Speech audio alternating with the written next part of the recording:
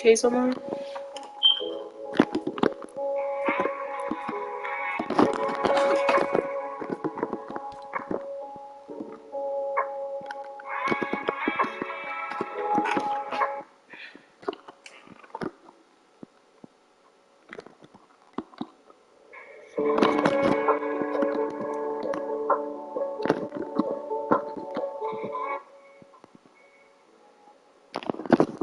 Hello.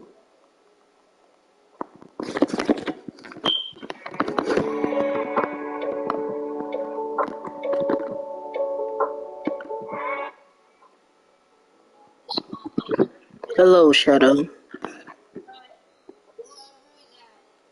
I'm one of Shadow's friends, don't worry. Why'd he leave? Gunslinger.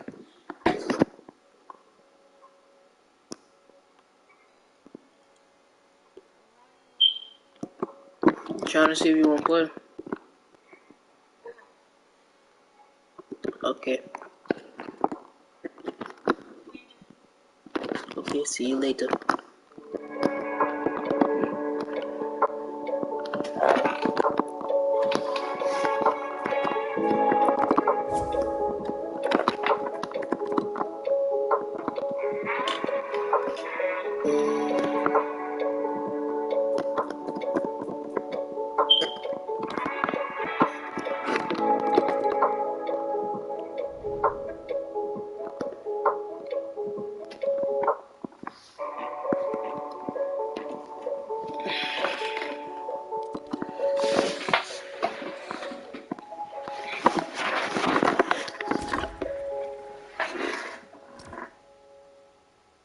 Broke down halfway through. He threw a plugged-in toaster into the water and caused the whole building to lose power. Maybe even death doesn't want to deal with him. The hero was orphaned as a child. He's a writer, but he spent half his life with no success. Gradually, he feels that there is no point in living and decides to kill himself. But he has failed in his attempts to kill himself. One day, he comes to a bridge and prepares to jump into the river. Then a mysterious man approached him and handed him a business card. He said, "If you don't have the courage to kill yourself, I can help you." After that, the mystery man turned around and left. But the next moment, the hero jumped off. He ends up on a passing cruise ship and doesn't die. When he gets home, he takes out the mystery man's card. He finds out that the man is a killer. He thinks to himself that if he can't kill himself, he might as well hire someone to do it. So the next day, he contacted the killer to meet him. When he arrived, he found out that the killer was an old man in his 70s. He was a bit suspicious, but then the assassin pulls out a manual and asks him to choose a death package. The man only has $2,000, so he chooses the cheapest package. The killer turns to the last page of the manual and tells him, "The cheapest is to kill you with a sniper rifle. Accurate and painless is quite appropriate." The man agreed and the two men definitely signed a contract. Piece of shit. You suck. Hey, what's good, bro?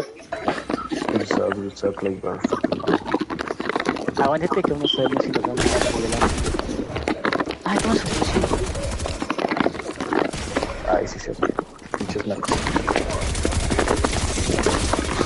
Ahí Bro, está what su the pinche fuck? subfusil.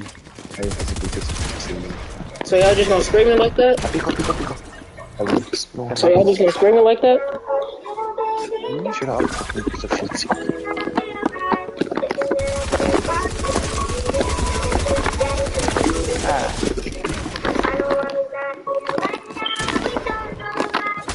Pícale y ya se repite.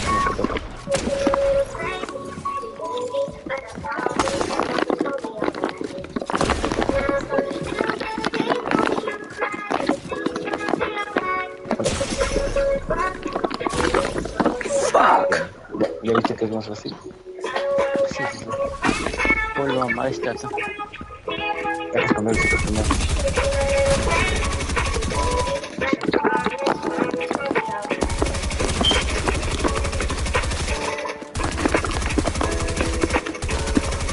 Te meto, Ay, te sí, meto. sí, sí, sí, sí. Ya, güey.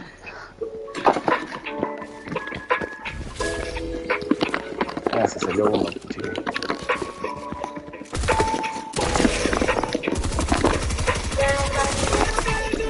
Bro, what the fuck? Esta no trae depresión, mira su música. Lo dejó su novia de 2 semanas.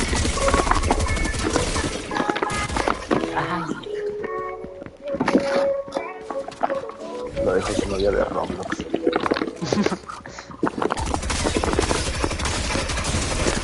Vale, pico.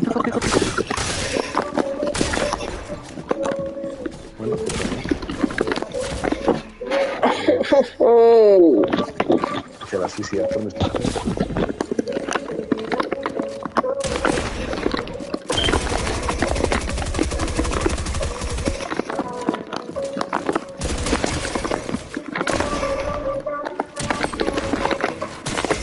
What the fuck?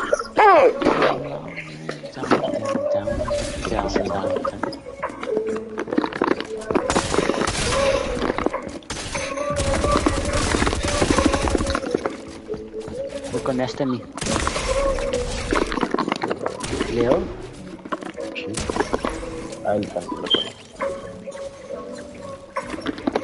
Con los teléfonos. Muy bien, aplicando los propios.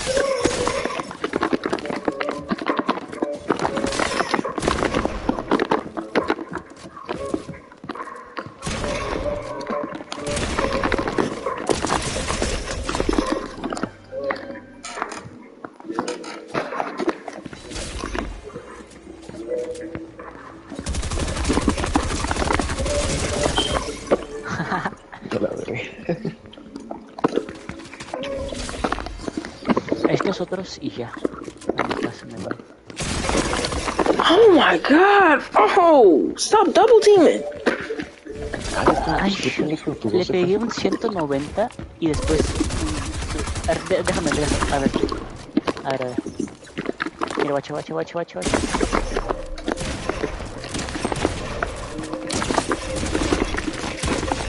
No.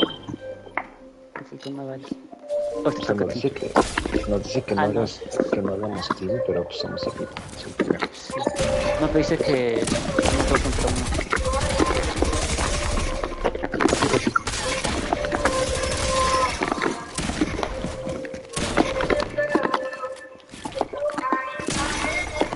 No mames. Padrino. Que le quería bailar, pero no le di al botón, soy un imbécil. Fuck you bitches.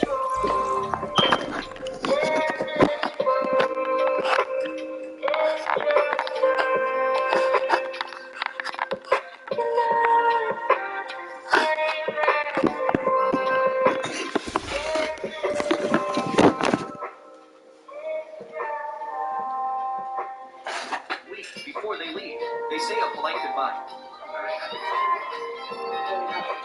Back home, the hero transferred the money to the killer's guild. This time he can finally wait for his death in peace. But the next day, the publisher calls to say that his work has been selected and asks him to meet with them to discuss publishing. Happiness comes out of nowhere. The hero had to find the killer and ask him to give him a few days before he died. The killer smiles and agrees, but then he writes 2 words in his book.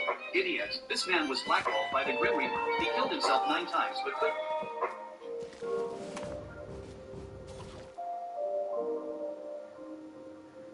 Man accidentally locked in a lift on his wedding day, and completely naked. When the maintenance man opened the lift, everyone was stunned by his white body. Some people even took pictures with their mobile phones. Alan was also mortified. He ran to the front desk and called his brother. Happy and sent him.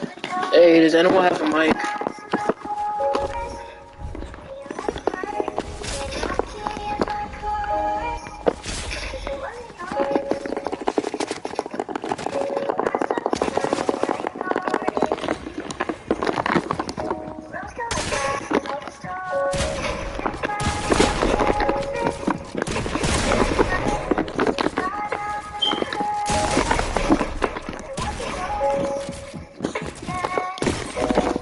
God damn.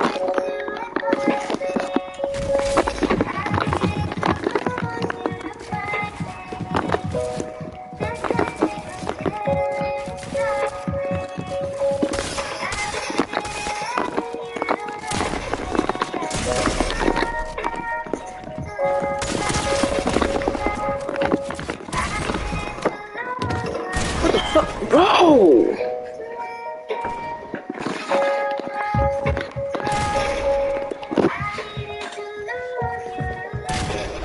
Come on, teammate, clutch up.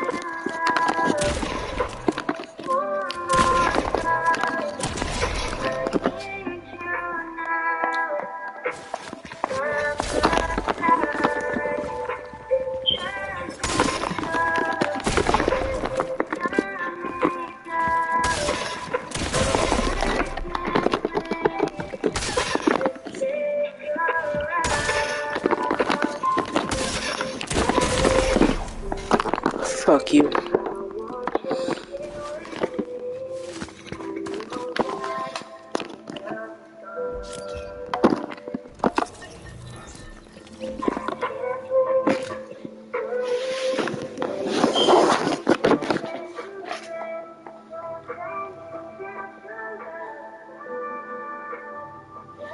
Shirt over. He was being watched like a monkey at the front desk of the hotel. Alan is accidentally trapped in a circular time. As soon as the church bells ring, he will also be back in the lift naked. Only by completing the wedding before the bells ring, he can only end the cycle when he returns to the lift again. Having learned his lesson from the last 2 times, this time he just grabbed the peeping Tom's phone and handbag. He walked out of the hotel as a pair of fashionable trousers, hurrying to find a portable toilet to contact his mother. The mother also thought Alan was joking and told him to come over and get married. Alan was just about to explain a few more things when the bell rang again. Scared, he opened the door and tried to run, and then he ran into the cameraman. He punched him straight back into the lift. This time he learned his lesson. He went straight to the clothing shop to steal clothes, but his hands were not long enough. He only managed to steal a small dress. Then he performed a sexy dance for a group of bikers. He managed to borrow a motorbike, but Ellen was eager to get married. Soon after, he crashed into a roadblock and fell to earth. When he woke up again, he found himself in an ambulance. He looked out of the window. He looked out of the window and saw that the church where the wedding was being held was right outside. He begged the doctor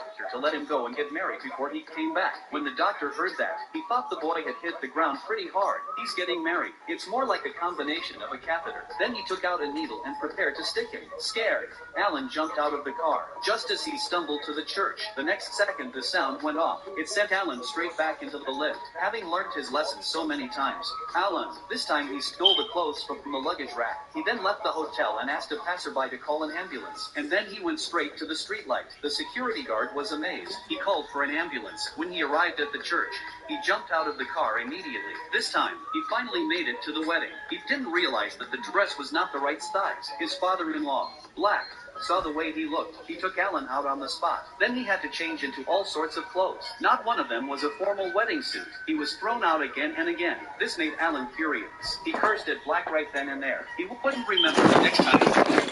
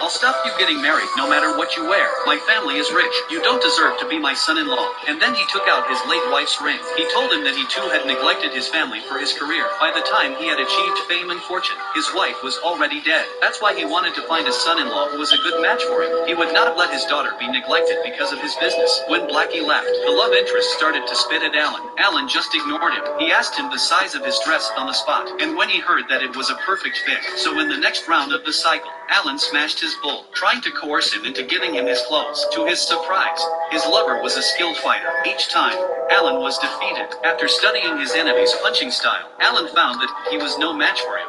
So he stole the anesthetic from the ambulance and gave him a shot. I guess that worked. Just as he was entering the church in his suit, the brother asked him, "Do you have..." Alan is accidentally trapped in... This groom got married and forgot to buy a wedding ring. Luckily, he had the ability to travel back in time. This time, Alan went straight to a pawn shop and got a ring. Then he walked straight up the road and was hit by a car. He made it to the ambulance. He's so good at it. It hurts. I thought we'd be able to get married now. But then the judge asked them to say their wedding vows to each other. Alan was so sorry. Is there so many procedures to get married? Alan, who couldn't get a word in edgewise. Once again, he had to leave the stage in embarrassment. He then went to a stranger's wedding to eavesdrop. He then went to a stranger's wedding to learn from them and read all sorts of books. He finally came up with a unique vow. Just when he thought he had everything in place, he thought he was ready to marry Mary. A flock of doves broke into the church and accidentally knocked over the wax paper. The whole place burst into flames. All the guests ran out of the church. Only Alan climbed straight to the roof. He couldn't stand it any longer. He had to teach the bell a lesson. He even rode on the bell. After all the shaking, the rope broke, and that was it. Alan went back to the lift.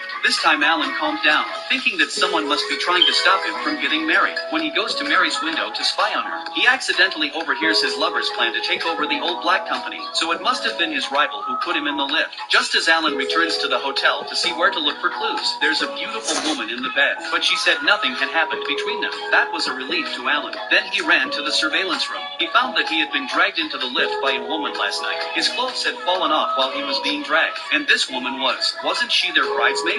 It was easier to find out the truth. This time when he got back to the lift, he sprinted as fast as he could to win the marathon at the door. Then he found the police and the bikers, begging them to take him to the church. On the way, he asked a beautiful woman to take his clothes to the church as well. Everything seemed to be going very well. Just as the wedding was coming to an end, Black suddenly stood up against it and praised his rival as the perfect man to be his son-in-law. To his surprise, Alan didn't panic. He saw through his rival's plan on the spot. When he found out the truth, he was furious. He decided to go back to the company to deal with the problem. Alan saw that this would not work. How could he get married if he was gone?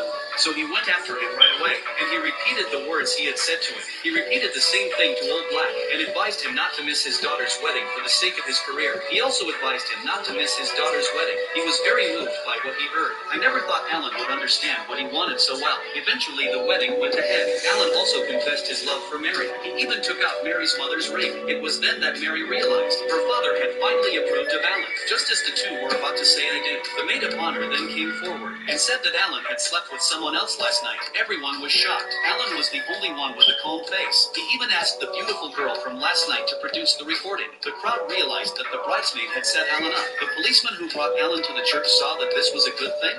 They'd gone to a wedding and caught a criminal for nothing. After all, the bridesmaid had been called by illegal means, with no more obstacles in the way. The wedding went off without a hitch. When the church bells rang out, Alan didn't cross back into the lift either. Ending the cycle once the man picks up the key and throws it down the stairs, and 3 seconds later it falls from the top of his head. He looked up and saw that the ceiling had turned into an endless staircase, and then he looked down and saw that it was also endless. He rushed down from the 9th floor, but after passing the ground floor, Matt went back to the 9th floor and saw the 2 thieves he had caught. The highly intelligent Matt realized that they were trapped in an infinite loop of stairs. Paul was terrified and broke down the door, but all the doors were locked, no matter which floor they were on. If this groom got married, and for Alan, this man... Come here right now. This man was blackballed by the Grim Reaper. He killed him. This man was blackballed by the Grim Reaper. He killed himself. Come here right now. Oh, see, mommy? How could you not protect your sister, huh?